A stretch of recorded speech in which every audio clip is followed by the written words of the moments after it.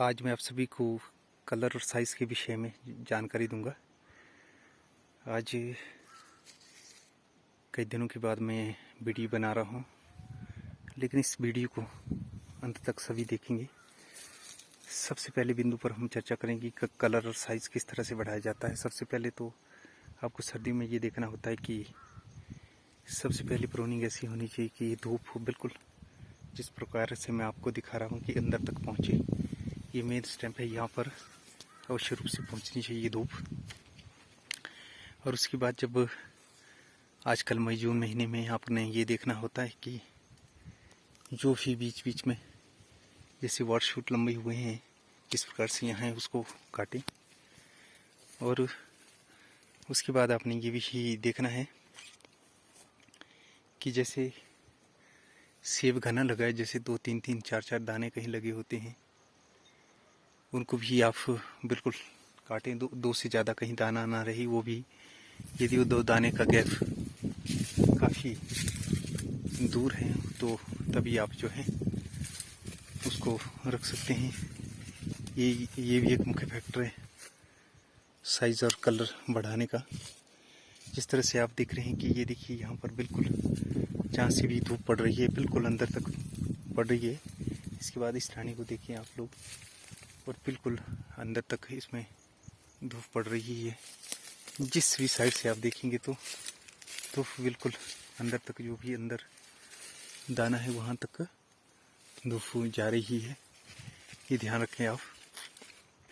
ये अच्छी प्रूनिंग होनी चाहिए। इसके बाद यदि अच्छी प्रूनिंग आपकी नहीं हो पाई तो आजकल जो वाटर शूट जो बने हुए हैं, जो लंबे बने हुए हैं, इनको भी आप काट दें।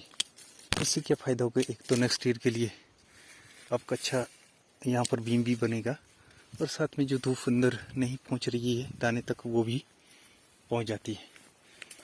अगली बात हम स्प्रे के लिए करेंगे कि स्प्रे कैल्शियम तो आपकी काफ़ी स्प्रे होनी चाहिए।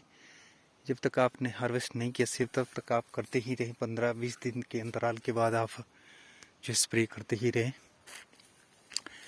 और इसके साथ आप जो फॉस्फोरस की स्प्रे भी कम से कम 2-3 स्प्रे अवश्य करें।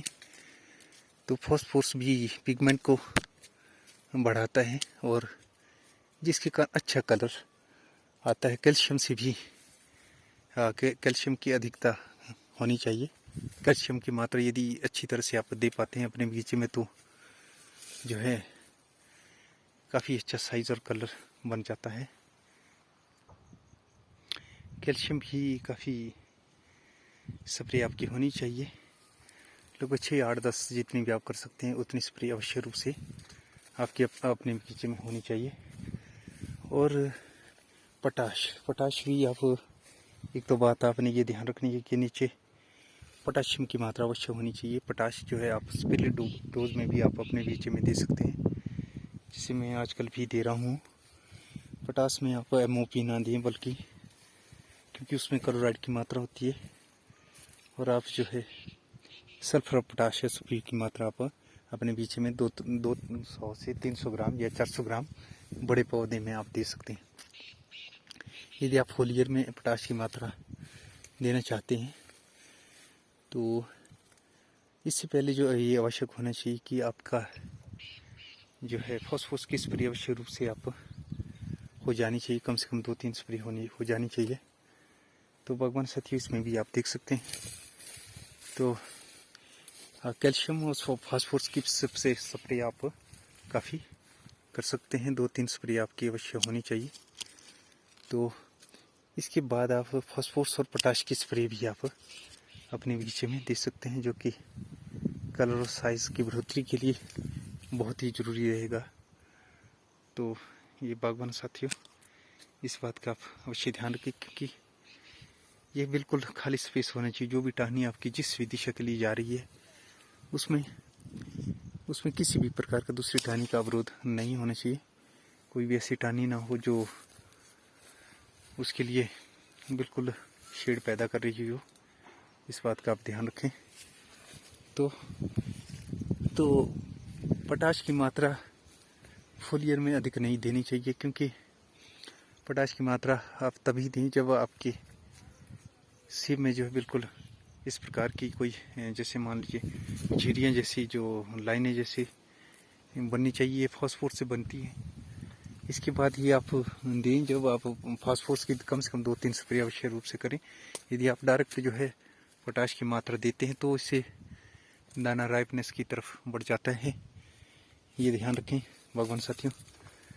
तो साइज और कलर की बहुत आवश्यकता है, क्योंकि साइज यदि अच्छा हो तो आपकी प्राइस भी बढ़ती है, इसके साथ साथ मार्केट में भी अच्छा दाम मिल जाता है। तो भले ही चाहे सेब कम होना चाहिए, तो ये इस बात का ध्यान रखें कि उसमें अच्छा साइज होना चाहिए, और बिल्कुल हर दाने के लिए जो है हर पौधे के अंदर